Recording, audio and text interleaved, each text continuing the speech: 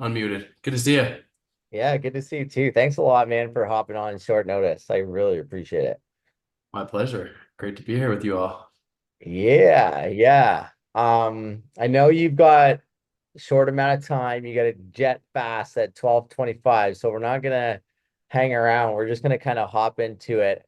I'll prelude this by um, this is a group of people just really getting dialed into their fitness and their health. They've been going through this 100-day challenge of basically working out every day, eating healthy, sticking to a diet, essentially cut out all the booze and any potential drugs and all that kind of stuff, and really just dialed in on just looking after number one. And one of the hardest things that I ever did, the very first hard thing was your 12-hour walk. And I started talking about this. I'm like, you know what?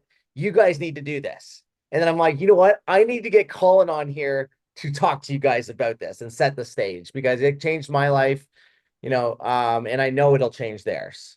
So that's how we're all here, my man. So, I know I've already talked a lot about you. You've done some amazing things, 11 world records. There's probably a whole bunch of other stuff that I don't know, but I'm not going to take up any more of your time. I'm going to pass it right over to you. Cool. Well, it's great to be here with all of you guys, and congratulations on being on this fitness and mindset journey of, bringing out the very best in yourself. And I imagine Brady's a great steward of all that. So really fantastic to be here with all of you. Yeah, I was just going to use my time today to just share a few stories, kind of culminating in the 12-hour walk, the origin of that, and the impact that I've seen it have, and hopefully it leaves you inspired to really take that journey, because I've seen it have outsized impact in people's life, both mind, body, and spirit. But to give you a little bit of context, I'll bring you back. So in 2000 and let's see, 2006, I graduated from college. In 2007, I ended up wanting to take a trip around the world. I had no money at the time, a few $1,000 from painting houses as a kid, and I decided instead of going and getting my first real job, I was going to take a backpack and a surfboard and go bum around the world on a shoestring budget, to just kind of spread my wings and gain some life experience out there in the world. Incredible experience for me, hitchhiking through New Zealand, sleeping on floors in youth hostels, really kind of on the cheap as best as possible. And then I found myself on a beach in rural Thailand. And unfortunately, this is where the story goes south for me, which is I was foolishly jumping a flaming jump rope as a 22-year-old precocious kid with no prefrontal cortex would do. And I end up tripping on that jump rope. It sprays my body with excess kerosene, lights my body completely on fire to my neck, and ends in a really bad situation. As a fireball basically lit on fire to my neck, I jump into the ocean, which extinguished the flames and saves my life, but not before about 25% of my body is severely burned, predominantly my legs and my feet. And I was on a small, tiny island in rural Thailand. There was no proper hospital. I had like a one-room nursing station. I had a moped ride down a dirt path, no ambulance, etc. And it was in a really, really bad place. And then the doctor walks in on the second or third day. I'm having to undergo a bunch of surgeries in this makeshift hospital. And he says to me, "Hey, Colin, you will probably never walk normally again." The burns were so bad that they didn't think that my legs would recover full mobility in the knee and ankle joints, etc. So one thing, of course, the physical pain was excruciating, but the emotional pain of being told, "Hey, you're never going to be the same again. You made one stupid mistake in your life. As you know, it's over." I'd been a collegiate athlete. I had swam in college. I'd been kind of thought of myself as an athlete, somebody very physically and able-bodied, and all of a sudden, in an instant, that's all gone. Um, and I share this story as kind of a sliding doors moment. Unfortunately for me, there's a heroine to the story, which is my mother. My mother, she arrives in the hospital about fifth day or so, and she sees me in this really depleted and depressed state. And I now have like even more empathy for this, in that I just had my first child last year. My son's 15 months old, and I can really now empathize what it's like to see your child in this completely helpless state. And my mother really never showed me her own fear in this scenario. Actually, she instead came into my hospital room with this huge smile on my face, this air of positivity, kind of daring me to dream about the future. And she has me close my eyes in this one moment. She goes, "Visualize anything. If you can do anything on the other side of this accident, what would it be?" And I kind of smiled and I go, "I'm stupid. I didn't want to say it, what I just saw." She goes, "No, what'd you see?" And I said, "I saw myself completing a triathlon." Not something I'd ever done before in my life. Like I said, I've been a swimmer, but I never biked or run competitively, and look at my legs. My mom very easily could have said, I said set a goal, but maybe the legs, maybe something a little more realistic. But instead, she said, great, actually, let's start training right now. And she yells down the hallway, Doc, Doc.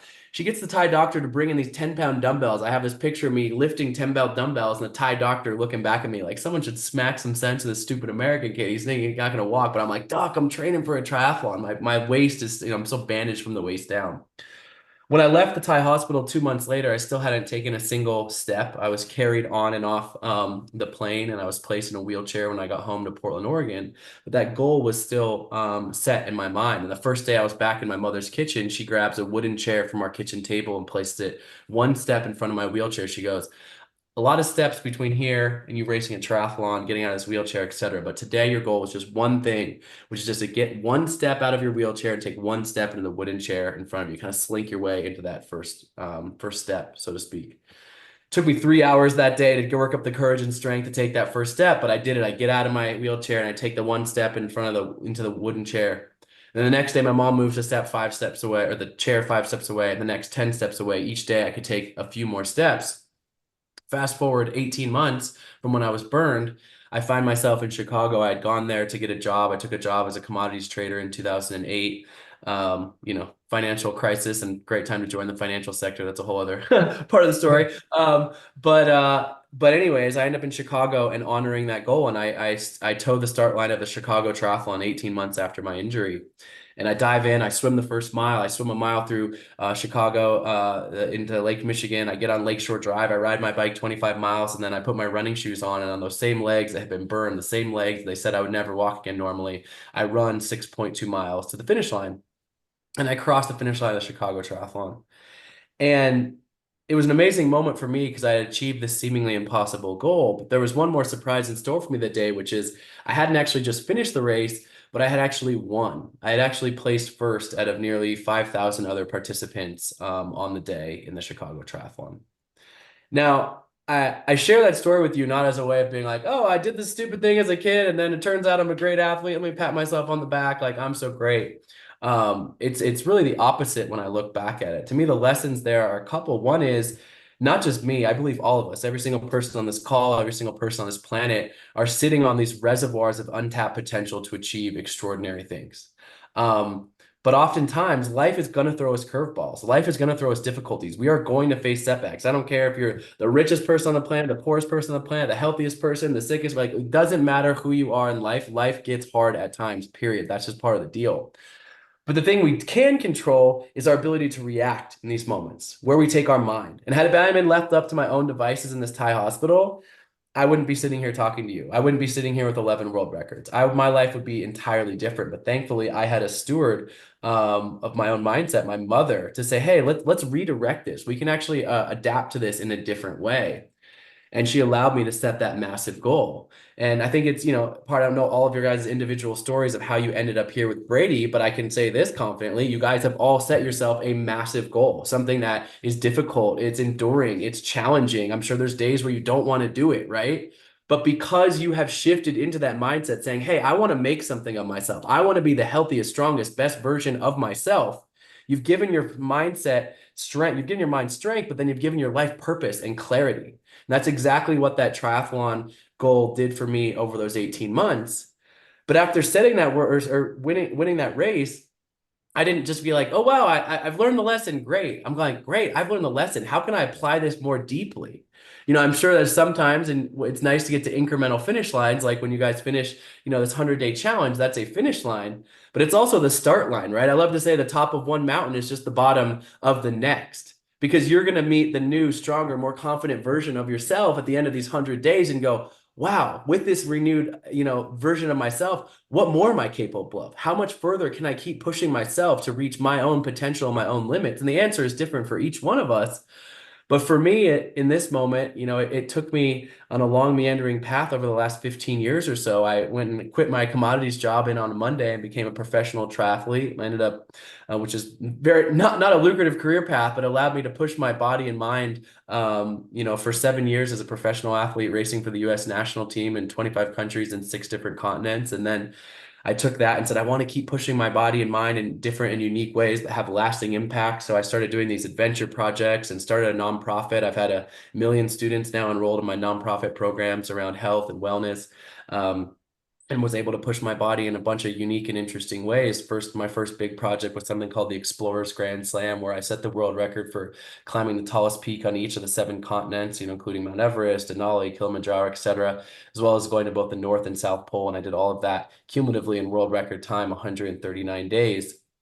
And so I kept asking myself this question. That my actual original reason why I do the Explorers Grand Slam was to climb because I really wanted to climb Mount Everest. Since I was a kid, I always wanted to climb Mount Everest. Never knew how I would get there, how I'd train for it, how you climb such a hard mountain, and also how I would even afford it. I didn't have the kind of money required to do that. So I had to solve all of those things, get sponsors and figure that whole game out and train for it, etc. But I summited Mount Everest and I set this world record goal. And I started asking these students in my nonprofit in schools, I would ask them this question. I'd go to gymnasiums and I'd say, when I was your age, when I was 9, 10 years old, I wanted to climb Mount Everest. But I'd ask these kids, what's your Mount Everest? What's your, Everest sized goal? And it's fun to ask kids, 9, 10-year-old kids actually, they all raise their hand in a gymnasium. I'll get 500 hands raised in the air and they'll go, my Mount Everest is to be the first person in my family to graduate from college, or my Mount Everest is to make sure the endangered species are protected, or whatever. I love all the answers from these kids. But as I ask people older and older, high school kids, college kids, adults, of our age, etc., I realize I get fewer hands. People don't even want to answer that question because too often as we get older, we kind of give up on our goals, particularly our audacious goals. Oh, got to get more practice. I got to go to work on Monday. I got to pay the bills. I got to, make sure my kids are taken care of. And yes, those things are all important. And while taking care of those things, we still have the capacity to dream and set goals to be our best, most productive version of ourselves. But at this point, this was back in 2018, so 6 years ago or so, when I was asking this question over again, what's your Everest? What's your Everest? I realized I had just climbed Mount Everest, but that doesn't mean I'm done. Now I'm not going to kick my feet up and do nothing for the rest of my life. I have a long life. I needed to ask myself that question again. Colin, look back in yourself. What is your next Everest? And so I looked deeply inside myself and I answered the question, which was I wanted to keep pushing my body in very unique ways. And I set myself the most ambitious goal I'd ever set myself before, which is to see if I could become the first person in history to cross the entire continent of Antarctica solo, unsupported, and fully human powered. So no person, no human in history had ever crossed Antarctica in that way. So solo means completely alone. Unsupported means no resupplies of food or fuel along the way. So whatever you get dropped off with, you're alone with that. And in this case, it meant I was going to be pulling a 375-pound sled behind me full of all my food and fuel. And fully human powered means people have crossed Antarctica with kites pulling them or dog sleds or obviously vehicles, aircraft at this point, but never this was the most pure form, kind of solo, mano y mano, me against nature. It's 1,000 miles essentially of the most harsh terrain on the planet. Average temperature -40 degrees. Brutal winds. Antarctica is the windiest, coldest, driest continent on the planet, and it's completely uninhabited, other than a few scientific research bases sprinkled here and there. So, anyways, I set that goal. I trained for it. It's the fall of 2018, and I finally decided to depart for this adventure.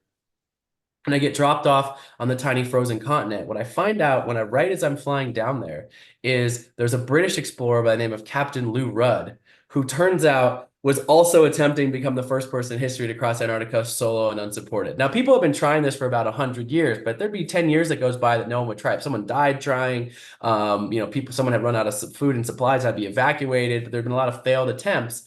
But the fact of the matter is that me and Captain Lou Rudd, unbeknownst to each other, had set the same goal for the same time and called literally the same one guy who has a plane who can fly to the edge of the continent. So before we know it, I find myself sitting shoulder to shoulder in a tiny little cargo plane with this badass British Navy SEAL dude named Captain Lou Rudd, who's one of the most experienced polar explorers in the world, to get dropped off, which has now not become us trying to become the first person in history, us racing history, but now I'm in a head-to-head battle in the most extreme place on the planet. And we literally get dropped off right next to each other. I actually say a gentleman's agreement to Lou, and I said, hey, it's a 1,000-mile journey. Can we not literally start actually shoulder to shoulder next to each other? So I convince him that we should start 1 mile separate from each other, but equidistant to the first waypoint, just to literally give ourselves some breathing room to begin what's going to be, 2 months or so alone in Antarctica. So we get dropped off. My sled's 375 pounds. I look in my GoPro. I say, "Oh, I'm gonna start there's a historic crossing," but I say some like whatever trite thing into my GoPro to mark the moment. And I start to try to pull my sled.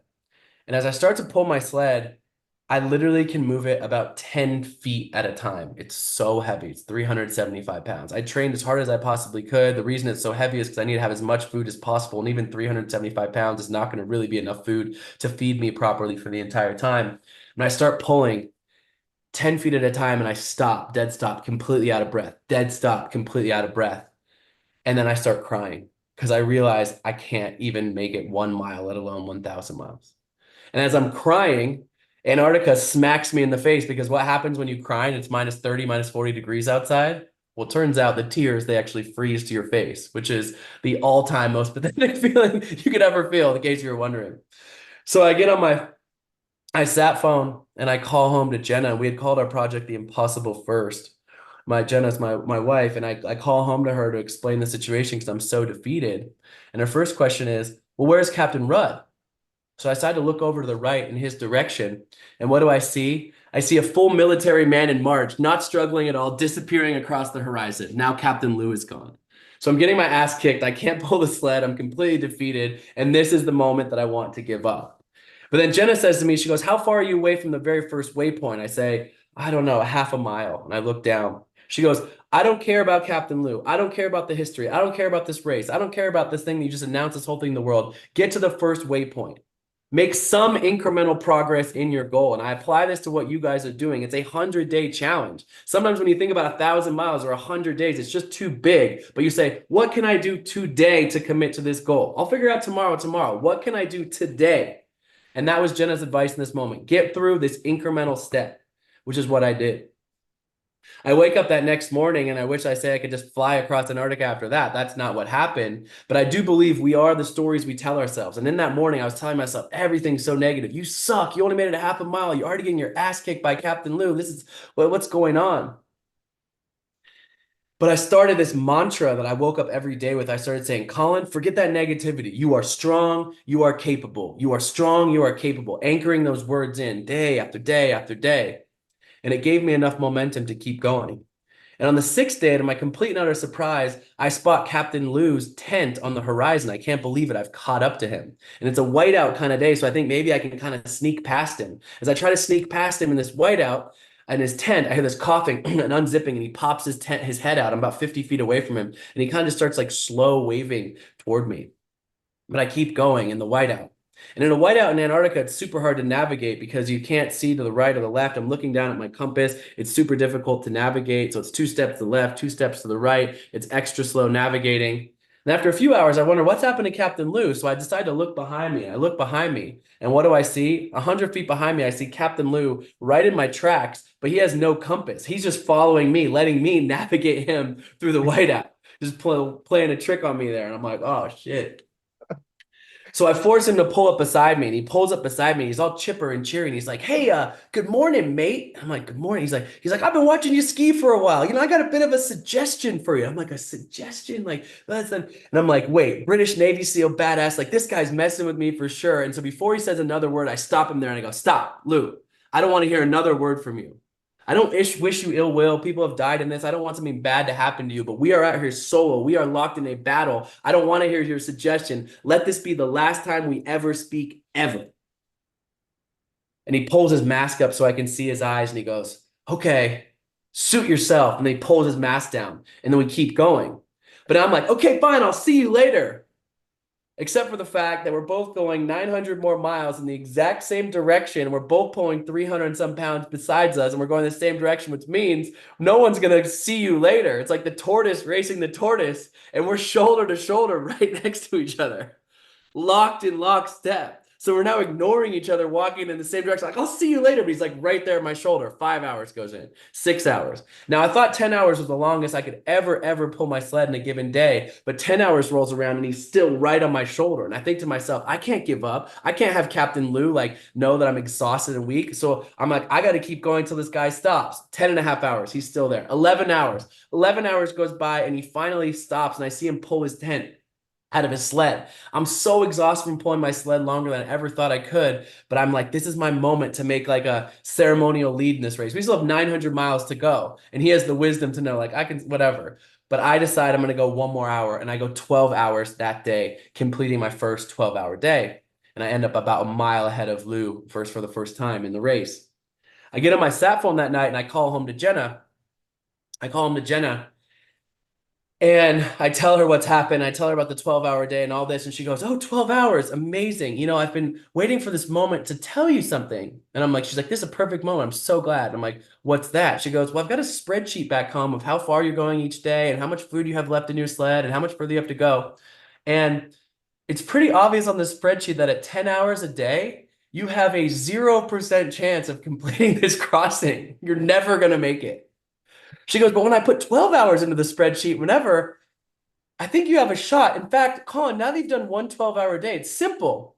You just need to do that 49 more times in a row, and you might have like a 10% chance of making this crossing happen." I'm like the hardest, longest day of my entire life, and she's just saying to me, like, "Cool, cool, cool. You've done it once. Like now just do it 49 more times in Antarctica by yourself, and you'll be good." And again, I can't really absorb that in the grandiosity of how many more days that's going to take, but I do commit to myself to get up the next day and try another 12-hour day and try another 12-hour day after that. Now, fast forward, I actually do string together 53 more 12-hour days back to back to back. And I want to make sure we still have enough time for me to conclude this story, but I will fast forward to the end of Antarctica for now, which is on my final day in Antarctica. I'm 75 miles, 77 miles away from the finish line. I'm still in front of Captain Lou. I've strung together 53 12-hour days at this point. I'm on my last bite of food. And I end up tapping into this deep flow state in my mind, body, and soul, and not just pulling my sled 12 hours that day, but I pull my sled on the final day, 75 miles, 33 hours nonstop, and I complete the world's first crossing of Antarctica solo, unsupported, and fully human powered. And on the first day, as a reminder, I could only go half a mile. And on the last day, I was able to go 77 miles, even though I had lost 50 pounds. My body was beat up. I had frostbite on my face. But what had happened is as my body got weaker and everything started to shut down inside my body was literally shutting down and eating itself. I had the strength inside of my own mind. My mind got stronger. You are changing over these 100 days. You're a different person right now on whatever day, I don't know what day it is in the process, but you are a different person than you were on day one. And you'll be a different person on the last day of this challenge. And it's not linear. Even as, again, I have these worst days, my body can't handle it, but my mind is getting stronger. And in that moment, I felt this deep flow state, this like the strongest I've ever been in terms of mind, body, spirit, even though ostensibly looking down at my broken body. And so as I finished this crossing, that's what I took home with me. And so fast forward another year and a half later, Jenna and I are actually getting ready to go climb Mount Everest together. My second time there, and Jenna had set herself the goal of climbing Mount Everest. And our bags are packed, we're ready to go. And we get this alert. We're going to try to climb from China, actually. So you can climb Everest from both Nepal and China. We're going to climb from China to China. And we get this alert that the world is shutting down. It's April of 2020. We're about to get on a plane to China, and obviously COVID happens, and that is completely scrapped. And it's a tough moment. I mean, obviously, it's not in the grand scheme of life, people are dying, the world is falling into disrepair. Us not being able to climb a mountain is not the world's greatest problem. But for us, of course, it's emotionally jarring because we had this whole thing planned. And before I know it, I find myself sitting in my house in Oregon, kind of twiddling my thumbs. And about 4 or 5 days into kind of this deep COVID lockdown that we all lived through in different capacities, Jenna looks over at me and she goes, "You know, you haven't changed out of your pajamas in like 5 days." And she goes, "You've just been sitting there in that chair, like doom scrolling the news. Like I'm like updating my Instagram feed and like all this like negative, all this borders are closing and people are dying and this and that." And if I'm being honest, I was tilted off my axis. I was finding myself again in this sort of like anxious, depressed, unclear state. And I thought to myself, when was the last time I had just deep flow and clarity in my own mind, body, and soul? And I remembered these 12-hour days in Antarctica. And I remembered even this final push in Antarctica. And so obviously I wasn't going to go back to Antarctica during COVID, but I thought to myself, maybe I just need to get outside and clear my mind. Simple thing. And so the next day I say to Jenna, "Hey, I'm going to go for a long walk tomorrow. We're at the Oregon coast and there's a 7 mile long beach there. It's really quiet. No one was out there. It's kind of a rainy, gray day." And so I walk outside the front door And I walk for about 20 minutes and my phone buzzes in my pocket. My phone buzzes in my pocket and I look down, it's my buddy David texting me. And I'm about to like get my phone out, text him back, blah, blah, blah, whatever. And I'm like, what am I doing? I'm trying to get outside, just be in my own by myself. Like, I don't need my phone today. And so I put my phone in airplane mode and I keep walking. And I end up walking. I told Jen I'll be back around dinner time or something like that. But I end up walking in silence, no music, no podcast, phone on airplane mode for 12 hours that day. And I take tons of breaks. It's not like I'm just like walking nonstop. I stop, I sit down, I look at the view, I rest, I recover, etc. But I'm out there alone for 12 hours. And I walk back in the front door around dinner time, and Jenna says to me, she goes, "You're back." I said, "Yeah, yeah, I told you I was going to be back around dinner time." And then she leans closer to me and she goes, "No, no, no, you're back." She could see the essence inside of my body had returned. Something had shifted between the moment I left and when I came back from this 12-hour walk. And I said, "Yeah, I actually do feel better than I've ever felt." And so COVID continues on. And as we were all having Zoom calls and FaceTimes with family and friends, people have been like, "Well, what are you doing during your lockdown and whatever?" And I started just randomly saying to people, "Oh, I went on this long walk. It really would really help me." I didn't expect anyone to take me up on it. But before long, I had dozens of friends and family members be like, "I want to do that. I want to do that." I have buddies from college that would go off and they're like, "What did you do?" And I said, "I turned my phone off. I walked outside my front door and I did a 12-hour walk." That's what I did. Take as many breaks as you want.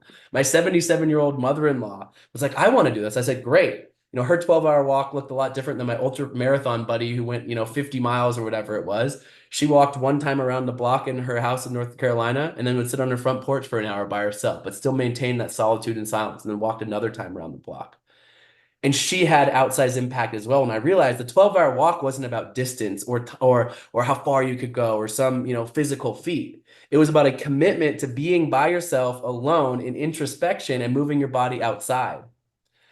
And so I've now written a book about this that came out a couple years ago called The 12-Hour Walk that really dives into mindset and limiting beliefs through the arc of a bunch of the many, many more stories from my life. So you check that out if you're interested. But at its core, there's a singular call to action, which is what Brady talked about at the top of this call, which is an invitation for people to take their own 12-hour walk. Because what I realize is we don't all need to go to Antarctica and be out there for 54 days and starving. Actually, we have access to this right outside our front door. And it actually doesn't matter. People do this in New York City all the time. People do this in busy cities. Of course, there's going to be noise out, but you are maintaining your own solitude in this. You can check out the website 12hourwalk.com. It's got a lot of FAQs of, how-tos, what shoes to bring and where do I go to the bathroom and sort of simple questions like that. But it is a simple exercise. But because the exercise is simple, don't take that to mean that the impact is simple. The impact is profound. I've created a community around this. I've now had, maybe 50, 100,000 people have done the 12-hour walk in 40 different countries around the world. Every single day, people are doing the 12-hour walk, and I get messages and videos from them. And more often than not, people are in tears when they get back to their front door. Not tears because they hated it, but tears because going, "I had the most profound breakthrough that I've ever had. I never realized I needed some stillness inside of my own mind. I have this idea for this new business. This is how I want to show up for my kids better. This is how I want to show up for my spouse better. This is how I want to impact my own life." And now people, a year on for their 12-hour walk, email me like, "That was the moment that it shifted in my life. Now I've done these 5 or 10 things other." Brady is an example of this. And so in conclusion, I invite all of you guys to check out the website, 12hourwalk.com. It's completely free to do. It's outside your front door. There are really no boundaries other than "I don't have enough time," which, by the way, there's a whole chapter in the book that gets to going, and I say, you don't have enough time. This is the best investment you could ever make in yourself. It's a half of day that will have an outsized impact on the next many, many years of your life. And if you're looking, I'll say a final thing before I have to go here. If you're looking for a specific accountable day to do the 12-hour walk, I know perhaps you guys are doing it as a group or whatnot, but on October 5th, so a month from now, essentially, a little less than a month from now, I'm facilitating what I do every quarter, something called the Global 12-Hour Walk Day, which is a day where, people do the 12-hour walk every single day. But a few times a year, I pick a date. It's the first Saturday of October, and invite people to join the global 12-hour walk day, which means you're still by yourself. The tagline for it is "Alone Together." But we'll have about 1,000 people in countries all over the world doing the 12-hour walk at the exact same time in digital space. You're still disconnected, but we have a WhatsApp group, and I facilitate a Zoom call before and after to integrate it. And there's this collective energy that builds. It's so amazing to see these perfect strangers, but it's like, "Hey, I'm at her doing this thing. You're at her doing this thing." And there's something about the accountability and the energy of that actually really uplifts it. So if they need an extra sort of gear to do it, go on the 12-hour walk website and sign up for October 5th, the global 12-hour walk day. We'd love to have you a part of the community in any capacity. So thank you. I have to hop right now. It's a pleasure to spend time with you guys, and I hope to see you guys out there on the 12-hour walk. And please stay in touch. Thanks, Brady. Yeah, thanks a lot, Colin. I know you got a jet. Appreciate you, brother.